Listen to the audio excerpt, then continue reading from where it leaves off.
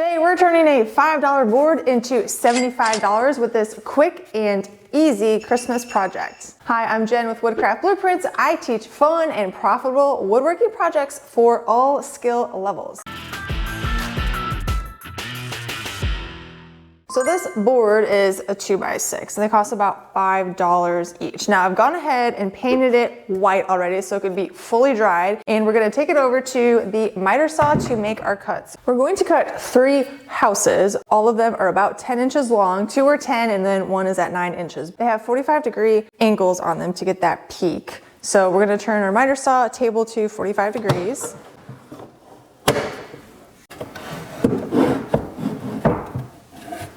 I'm going to cut off one end.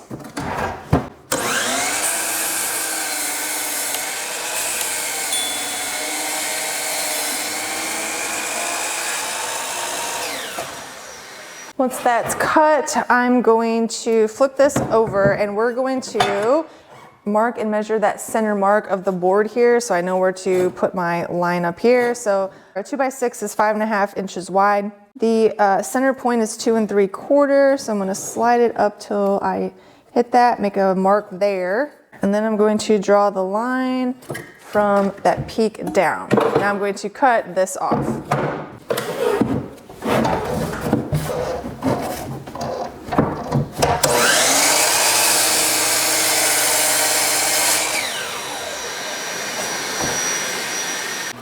Now from this top point here down is going to be 10 inches. We're going to cut 2 of these out. So from the top down, mark it at 10.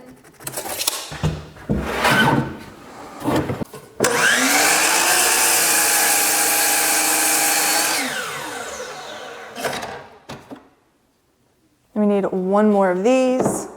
Here's a little shortcut you can do instead of marking every single angle. Is just take an existing board that you have and get this lined up.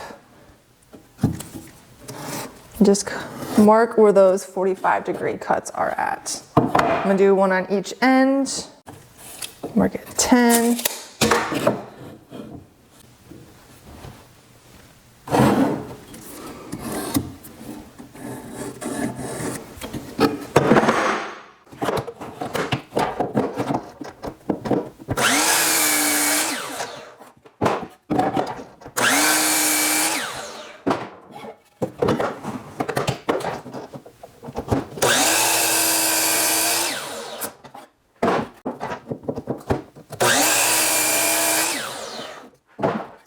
So I got the 2 peaks on each end. Now I need to turn my saw back to 0 and I will cut the length.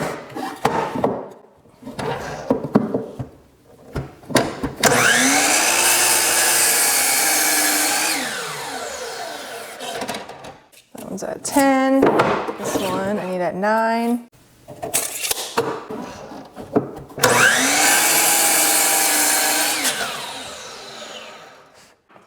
So I have these 3 pieces, and by the way, you can get 3 sets out of 1 board. Now that we have this cut out, I'm going to sand them.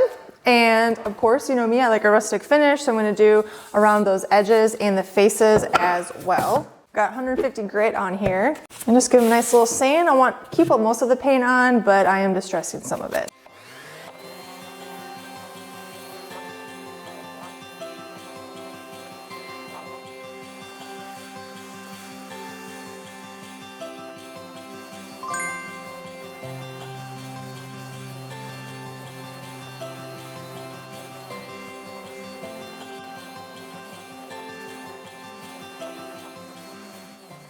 Now to put these together, you can use a drill with screws, 2-inch or 2.5-inch long screws for these, or I'm actually going to use a air nailer. It's a 15-gauge finish nailer. It's just a lot faster doing it this way. Assemble it from the back to hide the nail holes. So I'm going to turn, this is my front one. It's that short 9-inch piece. That's going to go face down. And then these 2 other pieces will go behind it. But you need spacers to hold those up. Grab whatever scrap you have.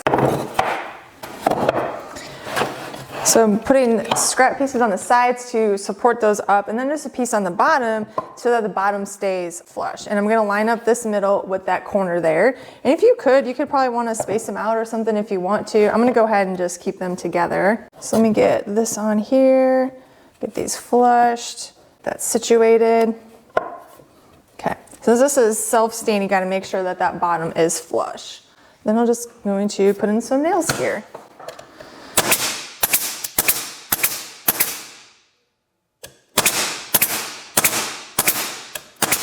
These are 2-inch angled finish nails, 15 gauge.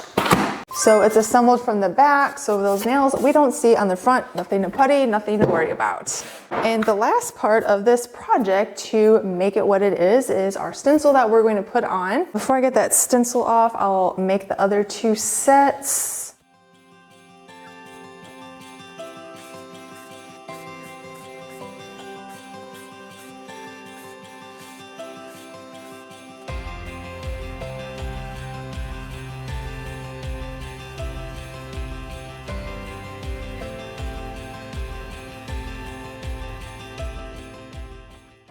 On this one, I reversed the sizes, put the taller one in the front just for a different look.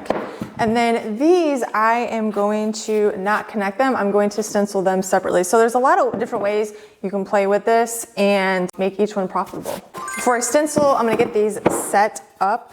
I'm using a reusable mesh stencil made from Icon Art. What is important about these is that the surface that you paint on has to be really smooth. So that's why I sand them, make sure they're sanded really good, and being dust-free is important.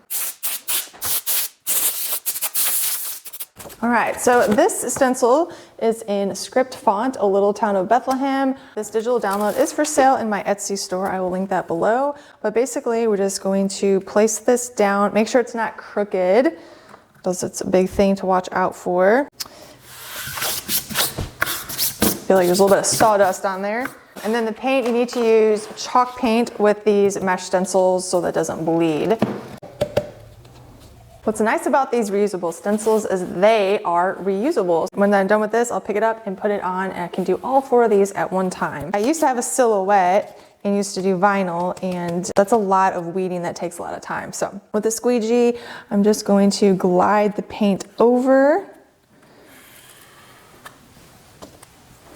You don't want an excess amount of paint. And what else is nice, you can peel it back and kind of see how it looks, and if I need to go over it again.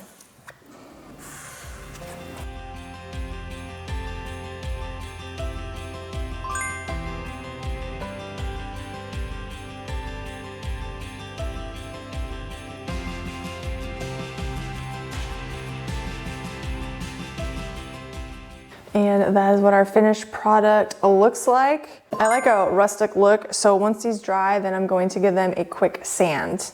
Which also helps if you have, a spot kind of maybe where the stencil bleeds through, then you can touch that up and kind of just make it look like it was supposed to happen. Once this paint dries, I got some 80 grit sandpaper that I'm just going to go over and kind of just dress that paint.